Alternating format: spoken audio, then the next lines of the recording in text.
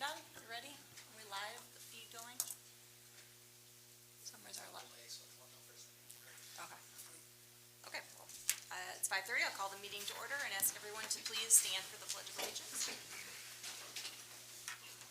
I pledge allegiance to the flag of the United States of America and to the republic for which it stands, one nation, under God, indivisible, with liberty and justice for all. Okay, I'll give everyone a few moments to review the consent agenda items.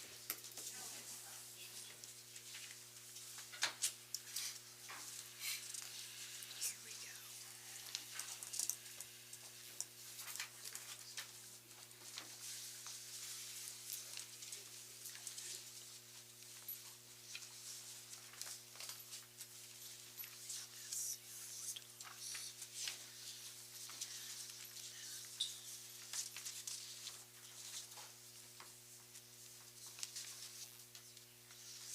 Anyone need any more time? Okay, if we're ready to go on, we will need a motion to approve the September 23rd, 2024 regular board meeting agenda as presented. I'll offer that motion. Support. Any conversation?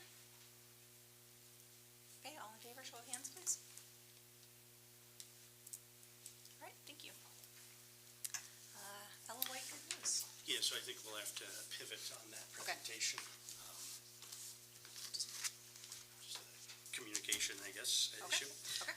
So if it's okay, I would just like to take a moment to present some of our attendance data because that has been in the news. I'm not fully prepared to go into detail.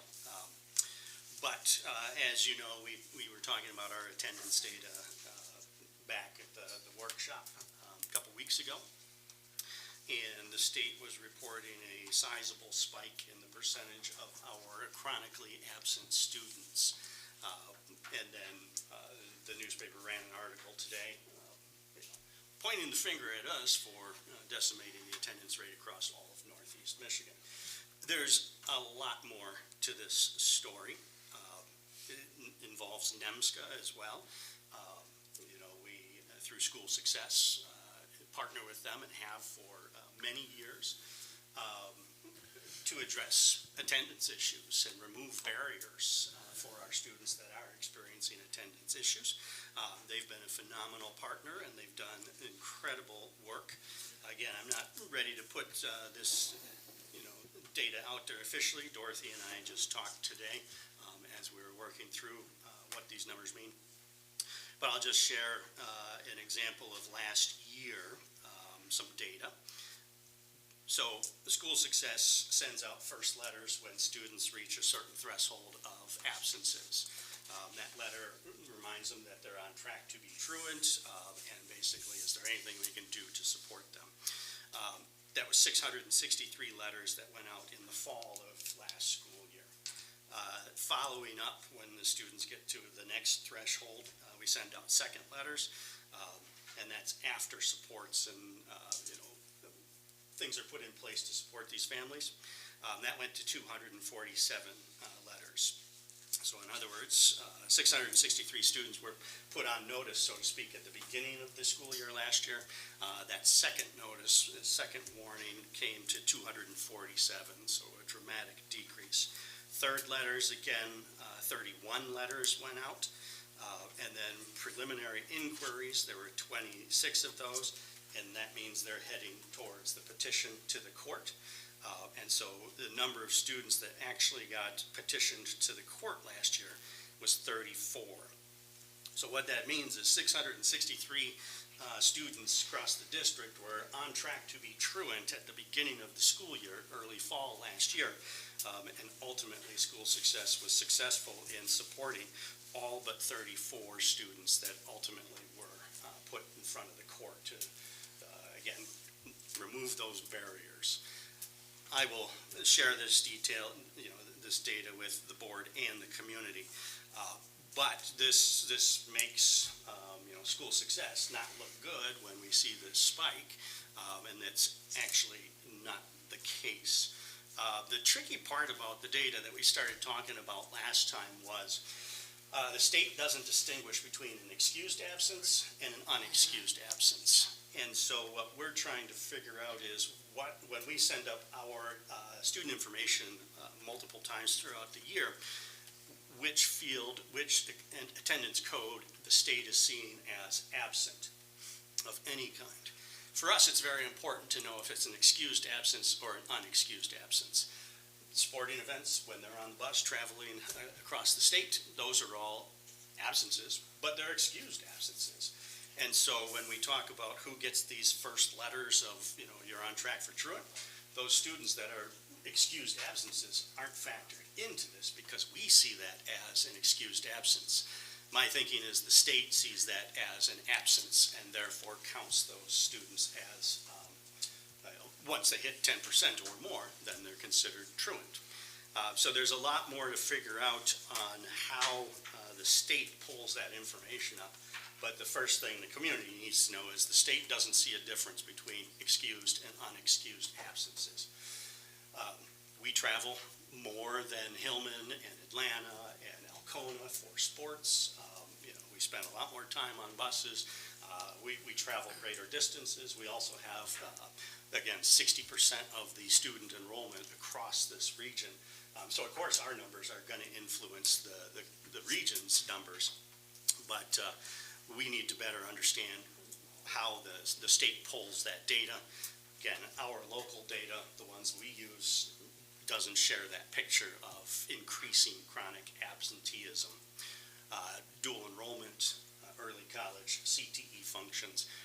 My guess is the state sees all of those as absent and therefore chronic. I looked at one of my own children, 53 days. What it does is the state says days possible, so how many days were they enrolled and how many days were they present. One of my children missed 53 days, and that's not actually the case. My guess is it's because they're involved in multiple sports, they're traveling, ROV, those sorts of things. Each time they're gone, even though we realize it's excused and they're at school or participating in a school event, state just says they weren't there and therefore they're considered absent. So more to come on that. Again, working with Dorothy Pintar, she and I had a couple of conversations today about how to present all of this out to the board and the community, and then we're just trying to figure out on the system side how things are being coded and reported to the state so that we can get the most accurate information out there. Dave? Yeah. What you said thresholds. What are the thresholds? Steph, do you have those numbers? Typically at the high school. Steph, sorry, can you come up to the podium for the microphone, please? Thanks. What? Oh, sorry. Because I did truancy at the high school the last 3 years, so I can speak to that. I can't say that that's necessarily elementary, but 8 was the first number that we would send the first letter, and then approximately 14, between 12 and 14, would be the second letter. And then if you still didn't see an improvement, then we would file charges, a preliminary inquiry or a formal truancy petition. But typically it's 8 and 14. 10% is chronically absent. So for 180 days of school, 18 days would be chronically absent throughout the whole year. And the example the state gives is if a student's enrolled for 50 days and absent 5 days, they're chronically absent. Because it's 10% of days, the state's definition is 10% of days enrolled at the district. I had a question about that as well. None of these 600 and some cases, none of them were because the kids just moved out of the area and forgot to tell us? Those are actual cases where somebody needed help and... Yeah, there's a vetting process to it where they, again, look at the attendance record that's in the system. I don't know if they make contact with, you want to talk a little bit more about that?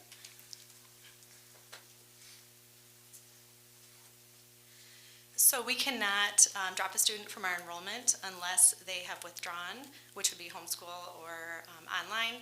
If they move to a different district, they would not be withdrawn until we have evidence that that school district has enrolled them.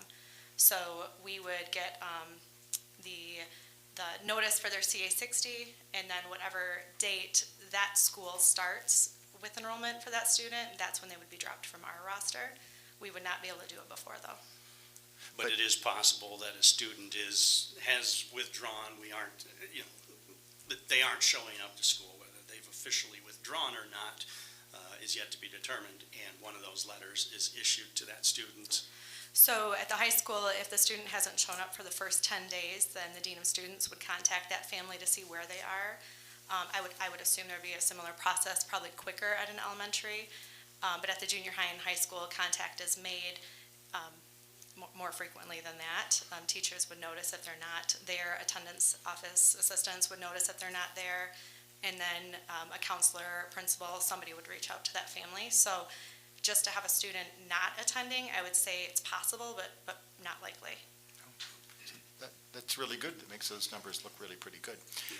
My second question about that was, I seem to remember, and I don't know if this is, I get turned around on things these days, chalk it up to chemo brain, but I have this recollection that that sometimes there would be absences. Like I remember particularly when my youngest daughter was really sick, and she would miss school, and there was like this threshold where we'd get a letter, we'd get communications, and I'd say, oh yeah, but weren't those excused absences? And apparently in the teachers' policies or whatever, it was a difference which made no difference. So I guess my question is, what happens, like if an absence is excused, does it make any kind of difference? So it depends. The way the court sees it is if a parent excuses the absence, it is still technically unexcused. If you have a medical provider or evidence that they were in court or in a institution or something, then that would be considered excused. The court in Alpena County last year would excuse students if there was like a busing issue, if they could not get to school.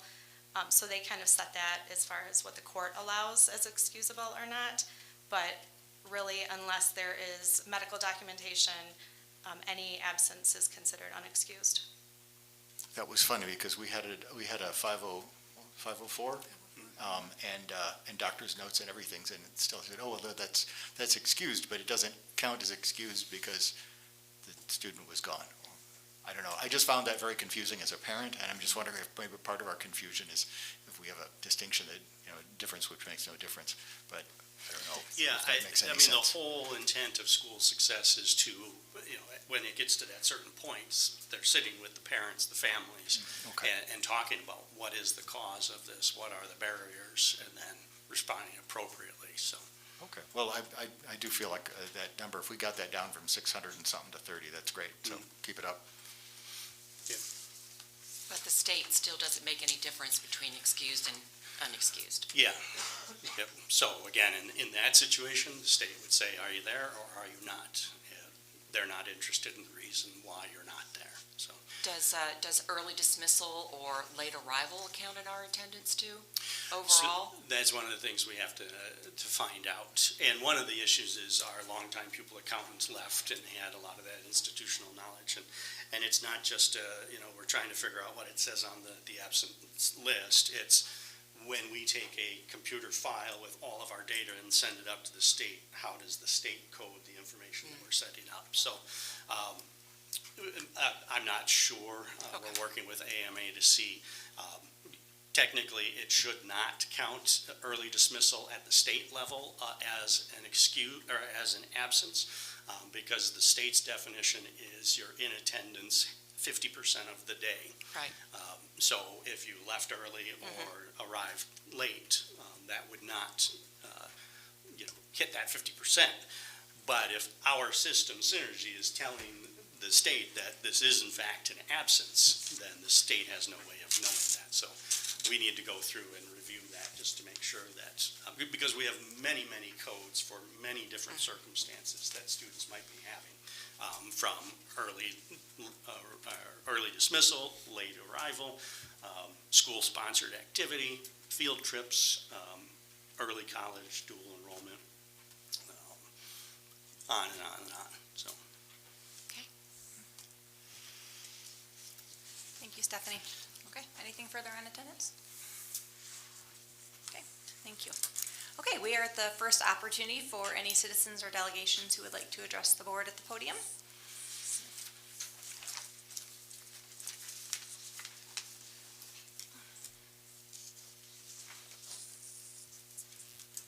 I think you know the drill. Just please state your name and we'll set the timer for 3 minutes for you.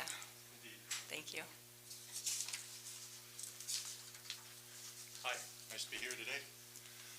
My name is Bruce Heath. I'd like to thank Gordon Snow for his lifetime achievement for running and leading our schools for I 58 do just years. want to remind that public comment cannot be used to direct at a specific member of the board or administration. Fine.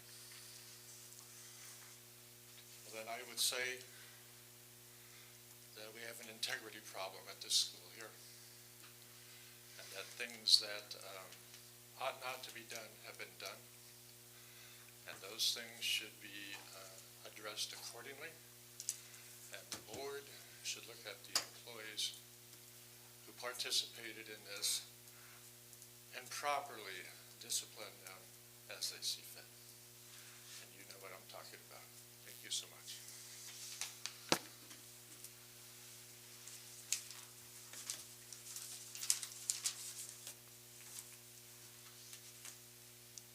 You can just come on up, yep.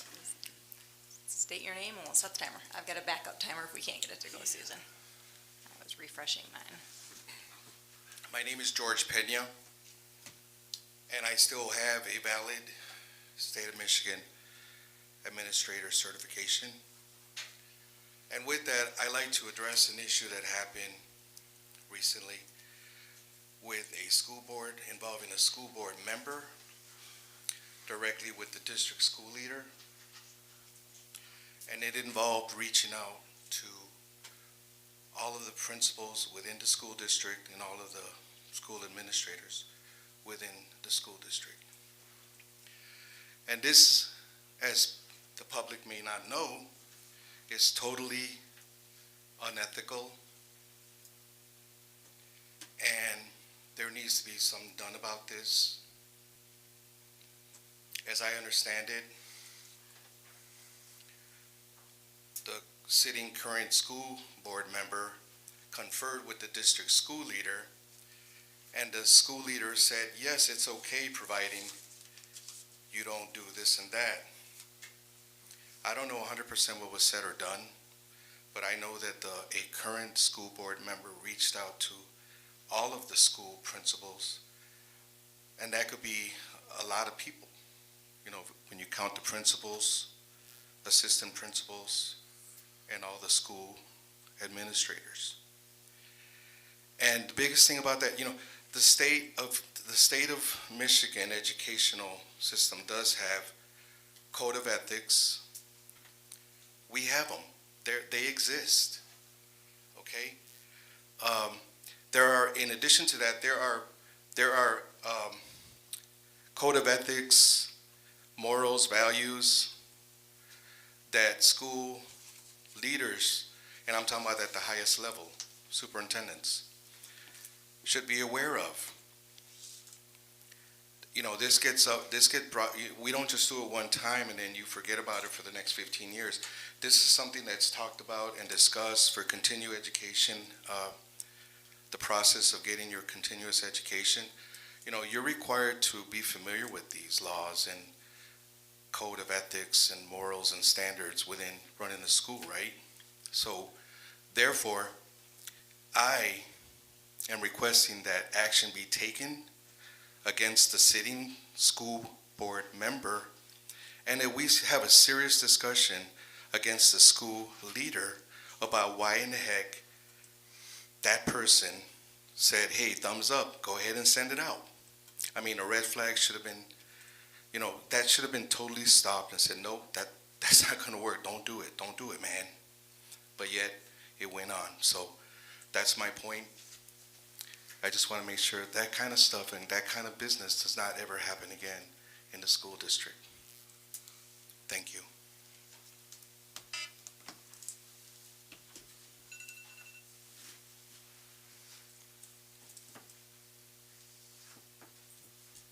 Anyone else?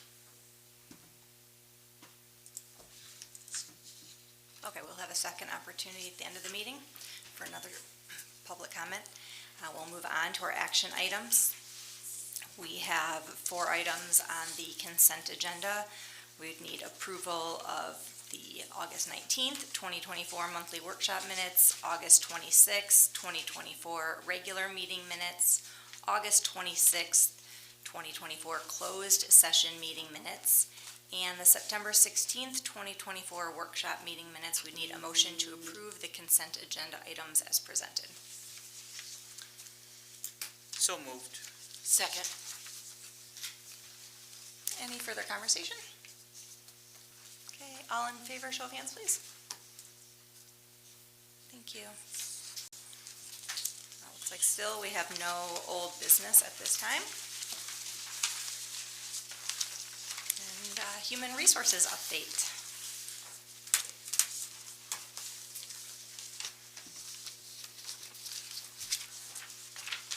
Hello. For the Human Resources update, I apologize in advance for any mispronunciations on any of one's names. We have several new hires. Christine Wood is our social studies teacher at Thunder Bay Junior High. Michelle Vilas, Executive Director for Human Resources. We have Kimberly Tesser, who is part of one of our grants. Ryan Kennard is a relief bus driver. Gracie Villeneuve is an instructional assistant. Caitlin Worth is an instructional assistant. Karen Krakowski is a cafeteria aide. Benjamin Henry is an athletic director. Cameron Schultz is an instructional assistant. Jennifer Wallinter is a transportation dispatch and communications liaison. Isabel Morton, instructional assistant. Emily Curley, shipping out assistant cook. Heidi Astley is a float cafeteria helper. And Bridget Neff is an instructional assistant. We did have a couple of resignations as well. Sean Miller as our transportation and dispatch communication liaison. Jocelyn Caker, instructional assistant. Kayla Williams, instructional assistant. Andrew Kazneski, instructional assistant. Katie Tews, instructional assistant. And Adam Keys as our director of information technology. Do you guys have any questions? No, thank you. Thank you. Welcome to APS.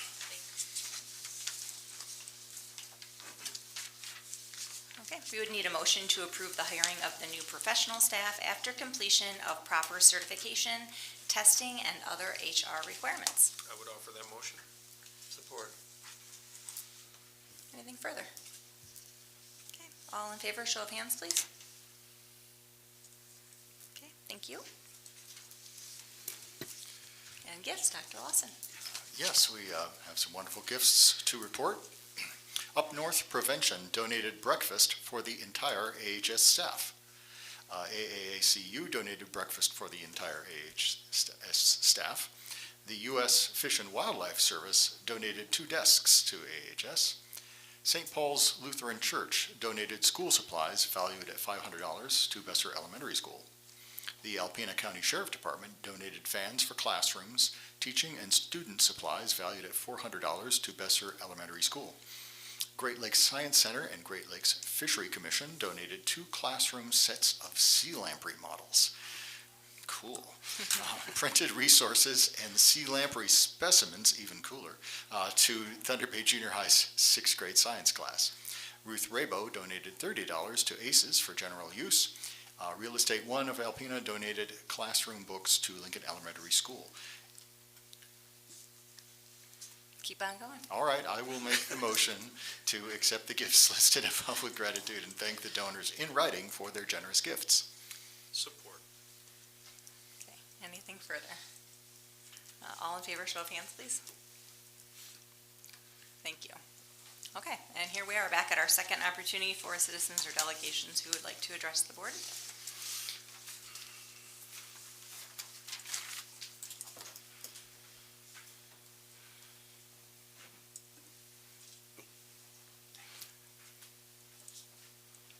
Okay, I'm not trying to rush anybody, so. Okay, we will move on to information and proposals. I don't believe we have any letters or communications. Is that true, Summer? That is correct. Thank you. Reports and information from the superintendent and staff. So I was going to speak of the attendance data there, or here, but again, more to come on that as we figure out exactly what, how that information transfers up to the state and it is reported. So I guess I would like to apologize to this board and to the community, because as some of the speakers spoke, ultimately the board member did come to me and ask, what do I think of this idea? And here's my reasoning behind what I had said, why I had said yes. And frankly, if another board member had come to me and asked the same question, my response would have been the same. I've recently watched in the state of Michigan a board that had board members get up in the middle of the board meeting to go down and speak as a part of public comment, because they didn't feel they got enough time to speak as a board member, and therefore they wanted their comments, their thoughts on record as a member of the community. Everyone knows board members do not give up their citizenship when they are a board member, and so these board members felt that the appropriate way to get their comments in was to exercise during a board meeting when they are acting as board members, to put that on hold and go out and act as a member of the public. I've also seen examples of districts that have an email system that requires people who want to speak publicly at the board meeting, they have to email the board their comments that they're going to read in that board meeting ahead of time, 3 days in advance of that board meeting. It's gotten to the point where the board members write in their public comments to the board so that they can respond to the public comments that you're not allowed to respond to here as a board member. Again, they're exercising their right as a citizen. So that was my initial thought. Can a board member exercise their right as a citizen and communicate with our staff? And the answer is, in my opinion, yes. That was the extent to which I investigated that and thought about that. We did reach out to attorneys that have said they do not feel this is a violation of campaign finance, nor is it a violation of our policy. The board is going to be looking at our policy in regards to this matter going forward to see if we can clean it up. But that is where my thinking was. My lesson learned is there's no simple 5-minute brief conversation. You really have to dig into all aspects. And for not doing that, I apologize, because we're here, having to deal with that. Had I said no, we would not probably be here dealing with that at this point. But just so you know, my intent in responding that way was to protect that person's right as a citizen. As again, I've seen many examples across the state where there's no line between board member and citizen.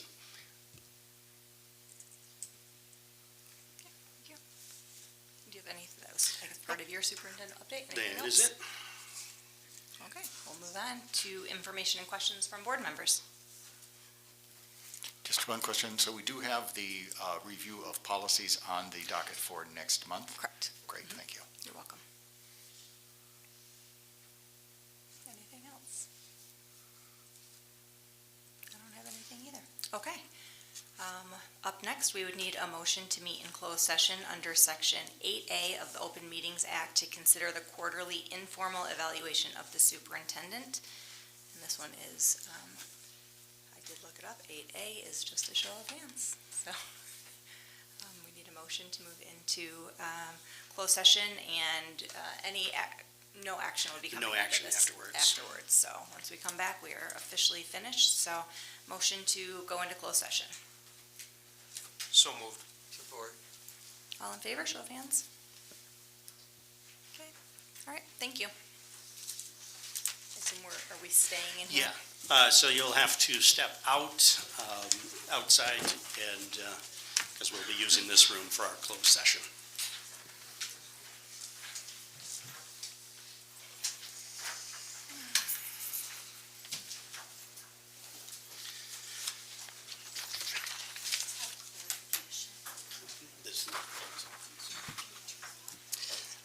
No, I can't. Hold on one second. Are we good to close this? Turn the microphones on. Yes, you're.